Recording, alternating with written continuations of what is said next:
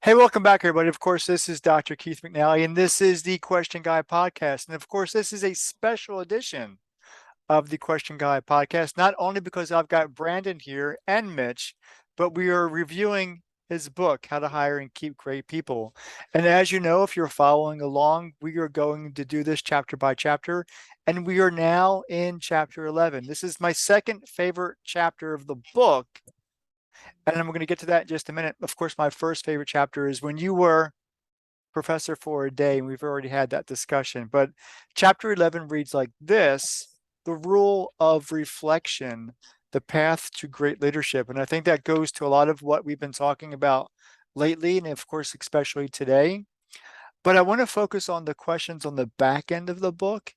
And let me read off all the questions, get your thoughts around that, and let's go have let's go have that conversation. How does that sound? Love it. Okay, let's do it. So the rule of reflection, you've got 4 questions on the back end. The first one reads like this: what does being a leader mean to you? And so this is really cool, and it's very lost for my words, but it's very meaningful for today's conversation. Question number 2: how does this definition impact your daily work? Question number 3: what excuses have you given previously in regard to firing someone? I don't know why that's there, but it's in there because it's just there. And question number 4: what processes or what process have you implemented to reflect on what led to making changes with this person? So I do want this to be a very poignant conversation because it's all about reflection. And we've hinted to this chapter in previous conversations on the Question Guy podcast, but now it's time to have that conversation. Are you ready? I love it. Let's Cool. go. Let's Which do one it. do you want to start with? Or you want to do all 4? What I would like to get from both of you, because we're now kind of collaboratively working on a leadership program. And so if we give ourselves time to answer what leadership really does mean to each of you, and then how do you really implement that in a leadership situation? And it can be any leadership situation. It doesn't necessarily have to be hiring or firing or climbing a mountain or running a business. You know, when we had a conversation one time, and leadership can be defined easily as sharing your lunch with somebody because you've made an impact, a positive impact on somebody else. So I'd really like to get your insight on what leadership really does mean to both of you. Yeah, I like to keep things as simple as possible. And I remember that conversation we had a few months ago about leadership. And I'm 90% sure the definition I gave you then is the same as I have now. And that is leadership is simply making an impact. Okay. Far too often, someone asks, what does leadership mean to you? And we innately define what we would say is positive or good leadership. But when you're really talking about definitions, you have to be neutral in what's good or bad. And so when we're talking about leadership, it's just simply the idea of making an impact. And that's where we came up with a story of, a 4th grader in the lunchroom sharing their lunch with someone. That Mhm. person in that moment is a leader. And I think in that same conversation, I gave the example of the person that most people would designate as the worst leader of all time, and that would be Adolf Hitler. But they don't designate him as the worst leader because of his actions. They designate him as a worst leader because of what his actions resulted in. Mhm. And so when you're talking about definition, you can't look at the result. You simply have to look through neutrality and say, okay, what is a leader? Because when you begin looking at results, now all of a sudden we're manipulating the situation and saying, well, Keith, you're not a leader if you don't do something this way. And we have to dig deeper and go, okay, but what's the motivating factor? And then we're in a totally different conversation, which is also why I bring up, in my book, I like to drop little seeds, kind of psychological opportunities. And that's why we ask the random question, or what seems like a random question. What did your leadership look like in firing someone? Did you actually give that person all the opportunity in the world to succeed? Or did you take a shortcut route to saying, well, I don't know what to do with this person, so I'm just going to get rid of them? And so we have to look through the eyes of neutrality and go, what does leadership mean to me? And at its most simplistic form, it's simply making an impact, period. Period.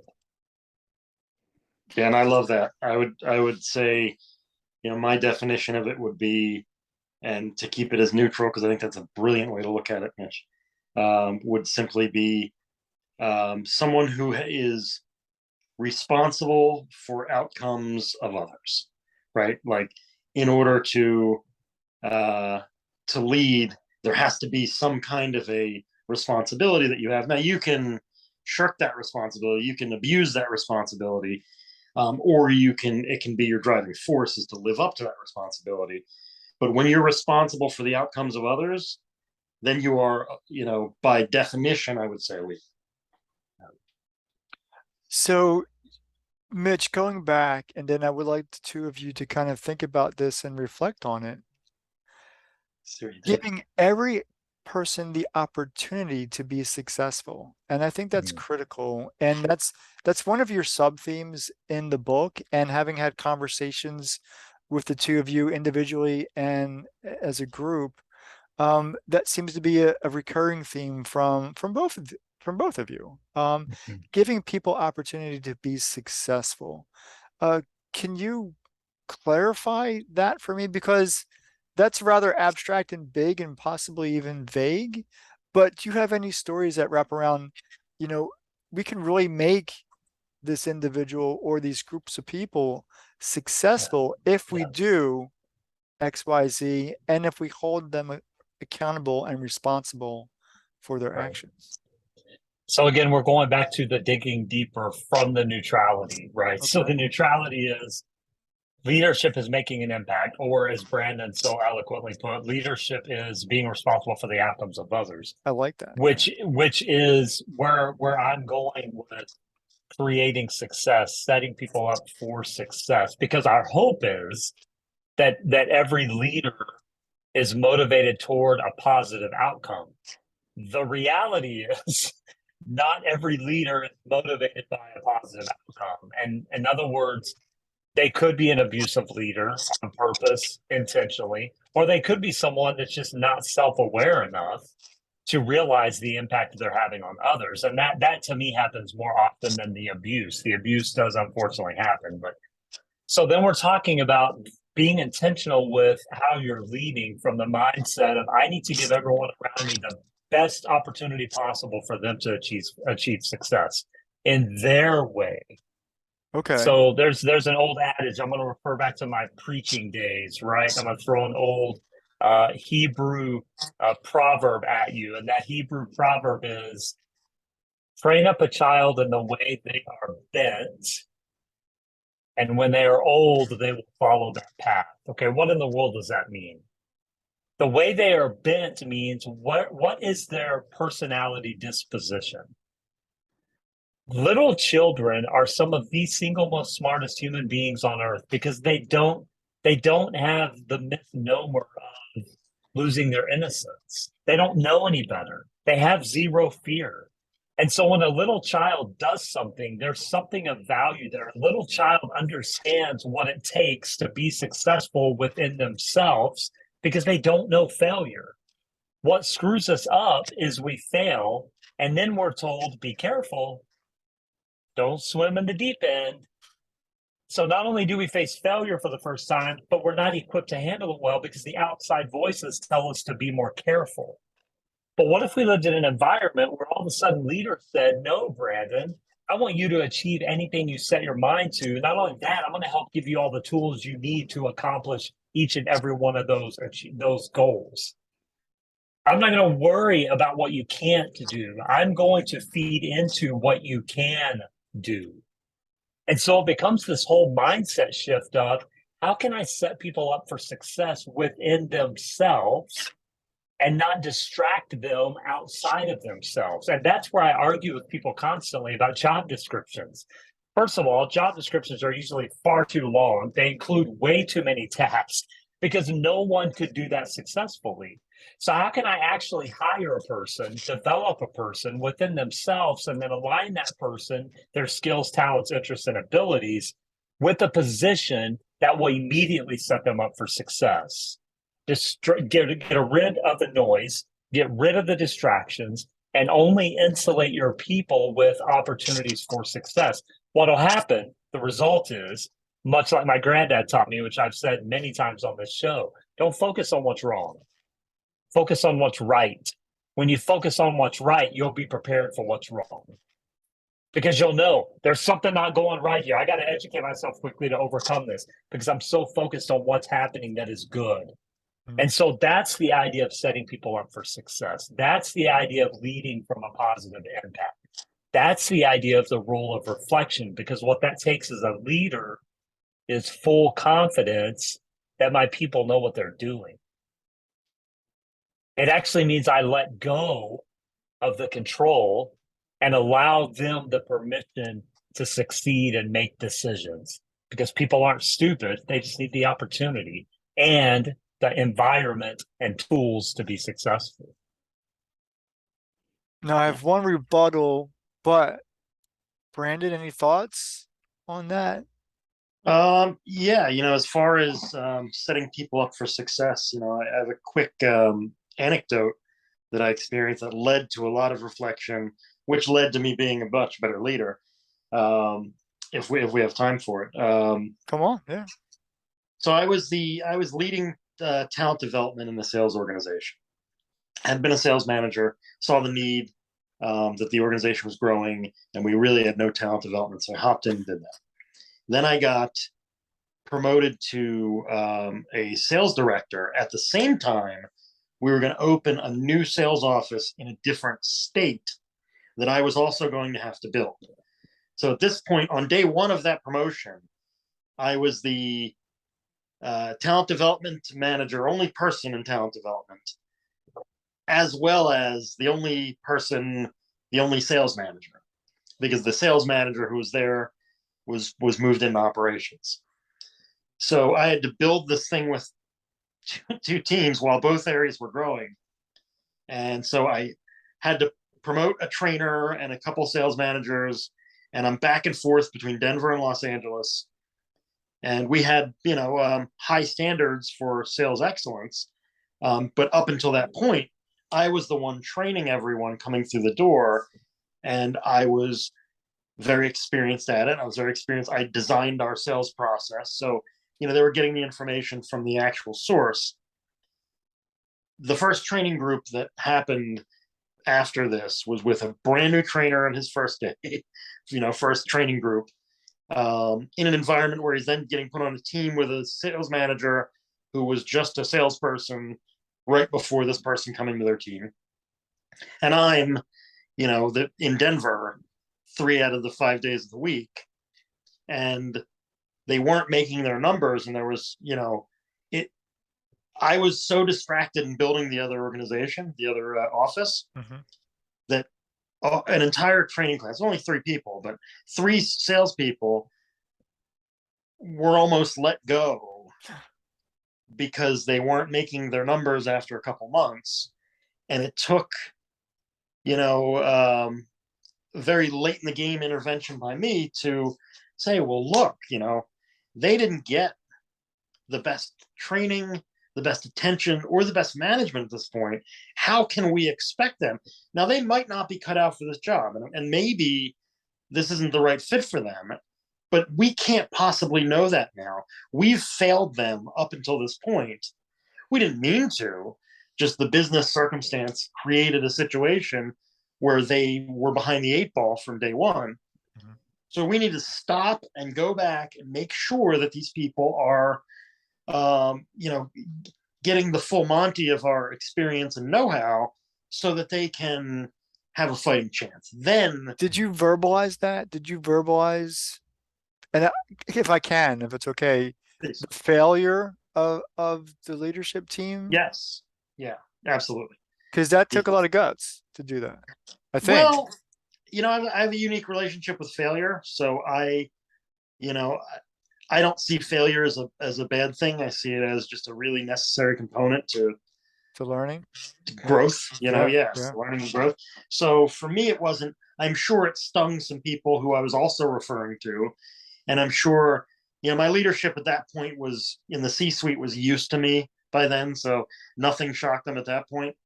But I think it was apt, and it was understood, and we kind of went back through and did the best we could in a rough situation. But I think 2 out of those 3 people stayed with the company for years after that. Good. Yeah. So Yeah. to Mitch's point. And that's actually that targets Mitch's point perfectly. That's a perfect story to address giving your people the opportunity to be successful. But going back to Mitch, and it isn't so much a rebuttal, but it's more of a thought that when you were talking, is that to do what you're saying, to give people the opportunity for them to be successful as individuals, not based on your criteria, but who they are. And you use the word bent as from an old Hebrew proverb. My question would be then, how well, or don't you need to know your people really well to know how to lead them appropriately according to how they need to be led?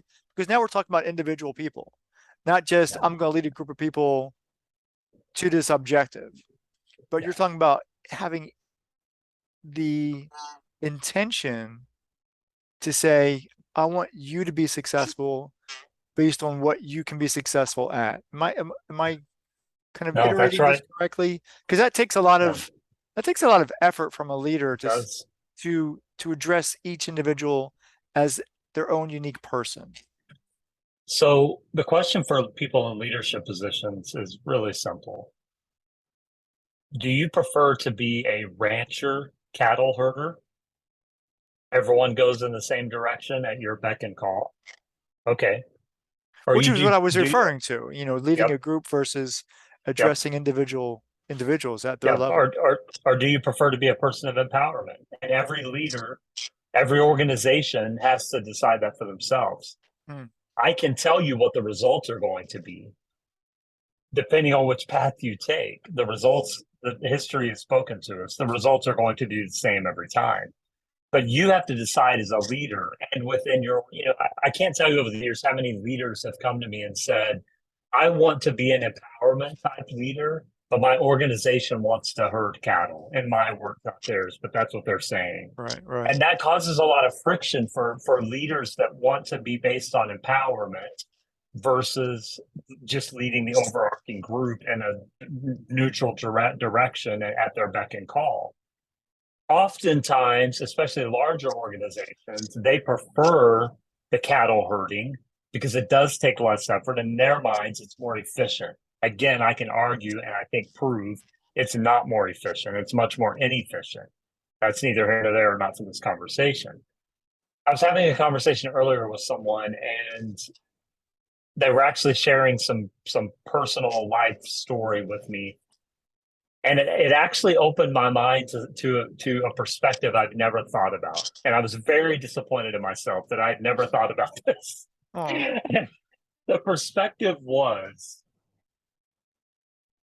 rather than viewing people based on stigma or perception or position, so in other words, I'm going to use family. Rather than viewing my son as my son and me as the dad, rather than viewing you guys as friends, collaborators, etc., rather than viewing an employee as an employee, what would happen if we shifted our perspective to just saying, I'm going to view you as a human? What happens is we release the stigma and the pressure, and all of a sudden give autonomy to both us and the person. So I'm going to play this out professionally, and I'm just now kind of internally workshopping this whole theory I have. So this is live happening on our before a studio audience recording. But let's just play this out for a second, right? sure. The story that my friend was telling me was that they have some challenges with one of their parents, and always have. There's been a disconnect there, not in a terribly bad way, but just an emotional disconnect. And what they've learned is, as they've approached their parent as Mary rather than mom, it's actually begun to open the relationship up because it's removed expectation and stigma. both from child, as my parent wasn't there for me emotionally. Now it's all of a sudden my parent has their own trauma and reasoning for being where they are. Instead of being boss, employee, leader, what if I was just Mitch that said, hey, I happen to be in a position that people view higher up. I get paid more, but at the fundamental level, I'm just a guy. I'm just a human. And I'm going to approach every employee as Tim, Mary, Keith, Brandon, not as employee, not as IT guy, as person. How would that shift the dialogue and the opportunity for success when we can release the stigma and the pressure and say, look, Tim, you are the IT guy. We depend on you. But first, you're just Tim. You're just the human. And I need you to show up before anything. I need you to show up as Tim each and every day. Now, how can I help you? How can I help you be successful as Tim? Here's the result. If I can help Tim be successful as Tim, guess what he's going to be as my IT guy? The best IT guy in the world, because I've helped him be successful as Tim. And so this whole idea, this epiphany came to me about 4 hours ago. If we could just approach things from that simple humanistic standpoint, it really changes the conversation. And my heart goes out to a few weeks ago when I read the article of the CFO for Bed Bath & Beyond, who unfortunately, made the decision to end his phase in this life because of all the pressure he's facing, because of the downsizing of that specific company. And in my mind, I'm like, what if they could have just approached that guy as who he was as a human first, rather than the pressure as a CFO of a downsizing company? How does that change the conversation? In my opinion, I think it changes it radically. And I think it actually makes the workplace somewhere that people look forward to going to. And I think they'll actually do a better job. And I think the stories like Brandon just shared would be more often than fewer and far between, because it's just being human. We can't let these people fail because it's our fault. We've set them up for failure. So how do we actually fix that problem and empower their humanity? And so, yes, you're right. We have an option as leaders. We can hurt the group or we can empower the individual. I know what happens when we empower the individual. 99.9% of the time, it's good. I know what happens when we hurt the group. 99.9% of the time, it burns them out. That's what I know. So then the question becomes, what do you want to choose as a leader? You get to choose the path as an organization. You get to choose the path. And that's the honor of leadership. And again, we look at it as neutral, right? We think we know the better way, but it just kind of is what it is.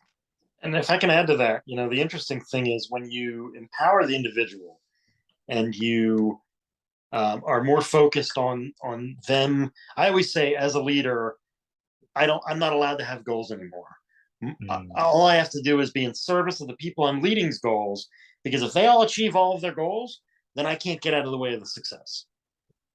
And I think that, where your book, to bring it back around to your book, where it's such an important read, is that if you hire with intention and you hire the right people, and then you empower the individual, you don't have to hurt them, because they're going in the same direction, because you hired well, you found the right people, they're in alignment with what your goals and values are, and you help them find the best version of themselves.